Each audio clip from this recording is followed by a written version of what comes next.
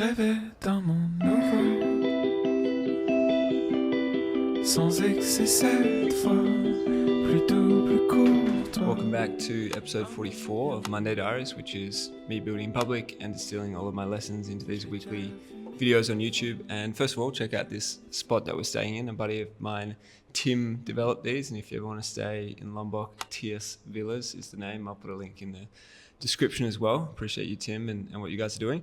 An update on this week. It has been overwhelming in the best way possible, from wrapping up our founder residency out in Tampa Hills at the start of the week to pretty much like 4 days of intensive social stuff for Cami and Via's wedding. We had his Bucks party on Friday, which was essentially just a full send dirt bike mission into the mountains, and that was like 11 hours on the road.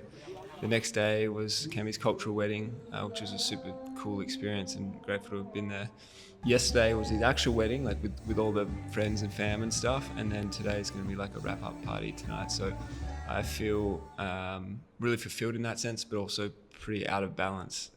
Been much more life, much less work, and of course Alina arrived the other day as well, so we've been hanging out and making the most of our time. We've only got 5 days or 6 days total together, and then she's off. I'm off to Australia, she's off to Cape Town after that, so it's going to be like a month apart. So it's all happening, but all really good things as well. And yeah, today is very much a catch up on work kind of day.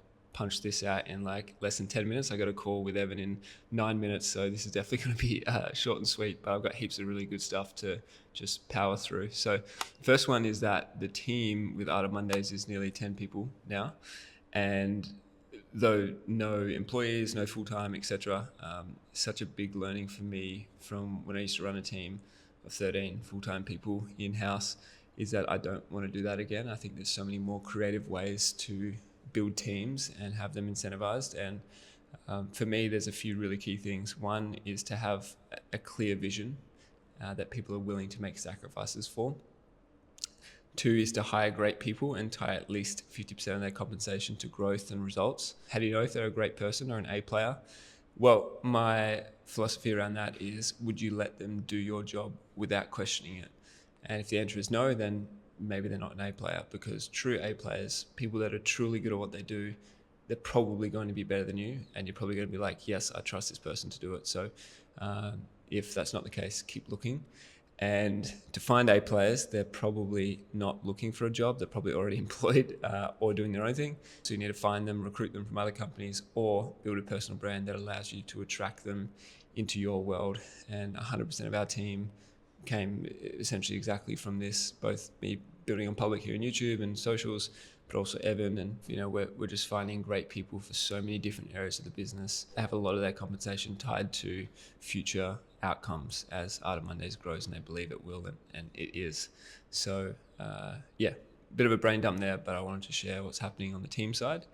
I will talk about the business and the product stuff towards the end of this video, but really quick, on the Founders Sports Club, we've pretty much doubled ad spend, if not more, which is just cranking right now. We're adding a lot of cities into that product, and it's a bit of a double-edged sword, because it means when the sports club grows, more and more people flow across into Art of Mondays and then apply for that membership, which is a lot more highly vetted.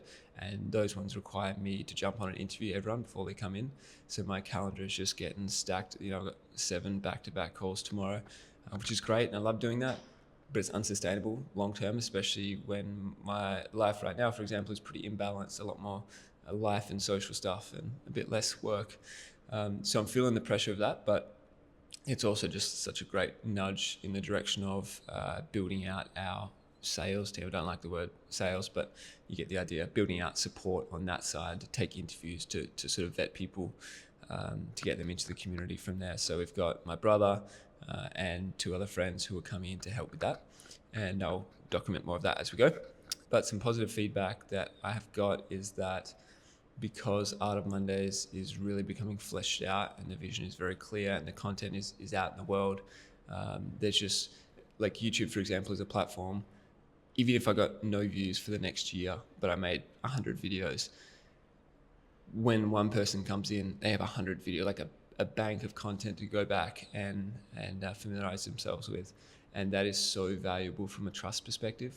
that people are coming into these interviews and basically either telling me how good Art of Mondays is, or one that came in, a new member that came in the other day, he said, I'm going to be honest with you, I was sold before I jumped on this call, and that's such a privileged and a special place to be. And, it's taken a long time to get to that point, but for anyone running a business out there, that's definitely a result of, first of all, building in public, but also just leading with value and just wanting to help people and inherently just wanting to teach and share lessons, and not just for personal gain. And at some point there's an inflection where that just tips over and it's worthwhile. It builds momentum long term. So I thought that was worth sharing as well. Now for big idea. And this is something that I've not heard many, if any, people talk about. And it's this odd dissatisfaction that I get when I have a lot of freedom, which is, again, such a privileged thing to say. But I feel for the longest time, I felt very unsettled wherever I am in the world, because there are so many options and choices. And, I don't know if I want to spend a month or two in Indonesia, because I could go and spend it somewhere else, or I could go back home to Perth and have a good routine balance. But, you kind of sacrifice network and some other things when you're at home. You get complacent and you're not getting out there and creating and traveling as often. So I've really just kind of struggled with that thought process. And I was talking to a couple of buddies who have had that freedom for many years, 6-7 years, and they sort of felt the same. And I wonder how many people actually feel that way out in the world once you've kind of got over that hump of like, okay, I'm financially okay, I have some choice, I can kind of live wherever I choose, and then it's like, shit, what do I actually want? What do I actually care about? Kind of led to the conversation around the apartment that I've rented in Perth for like 5 years, and I love that spot. I have a lot of identity attached to it, and just deciding to move on from it. In Jan 20th is the date that we set, just because it was, in a weird way, holding us back from fully committing to something else. It was always there in the back. It was almost like a plan B. We could go back to it, and it was safe and it was comfortable and it was a great deal. The rent's pretty low for what we get, and it made it really hard to let go of that. But now the decision is made, and I think that was a big takeaway for me in the last couple of weeks, is just being decisive as fuck, especially when you have so much choice. You just actually have to decide, and you're not in this whirlwind of dissatisfaction, like I said. So yeah, that's a huge shift for me, and anyone that's followed along with my journey will know how much that spot has meant to me in my career. Pretty much my entire business journey, or at least the more serious businesses, have been from that place.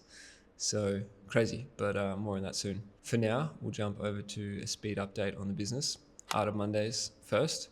We've had 361 applications for membership. We've accepted 56 members. I'm not 100% on those numbers. It changes day by day.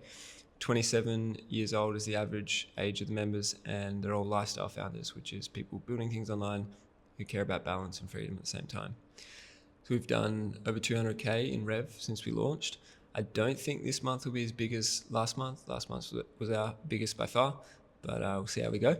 A big focus for us this quarter is refining that product more and more, and because it's an annual membership with several benefits, six benefits inside it, kind of making each of the benefits, if they were standalone and you didn't get any of the others, still worth the membership, if that makes sense. So that's a big focus for us, just from a product and customer experience perspective. Founder Sports Club update is that we have 714 active members. That's up 57 from last week. Starting to really grow quick now. And that takes us over 5K a month in recurring revenue for that product. Personal brand growth stats. I'm at 7,737 subs on YouTube. That's up 131. I'm at 147.7 thousand on Instagram. That's down 423. I'm at 330.4 thousand on TikTok. That's up 201. And Art of Monday's Instagram cracked 10K followers. We're at 10,172, and it's up 1,039 from last week. So biggest week with that as well. And no reels have gone. I haven't even really posted on there, so it must have been either word of mouth or the ad spend increasing, which I bet is probably where most of that has come from. but really dope to see. Now, something for you to ponder. This is a video I watched on TikTok this morning, and it was actually just like, whoa, that's like such a cool thought. And it was something along the lines of, what is the likelihood of you making $1 million in the next 365 days? For a lot of people, maybe that's 0% or 1% or 5%. I'm not talking about like the business folks who are already doing that, just like someone starting from scratch. And now, what's the likelihood of you making $1 million in the next 365 days if you had to do it legally? And if you don't do it, all of your family and your friends and your loved ones die. And suddenly everyone's answer changes to like, well, 100%, because I'm going to like do whatever it takes, right? And what's interesting is the number hasn't changed. It's still $1 million. The time span hasn't changed. It's still 365 days.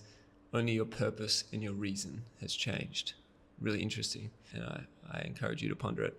Finally, there's some free stuff, my socials, links all in the description, as well as TS Villa's, a link to that if you want to check it out. See you guys in the next one. Peace.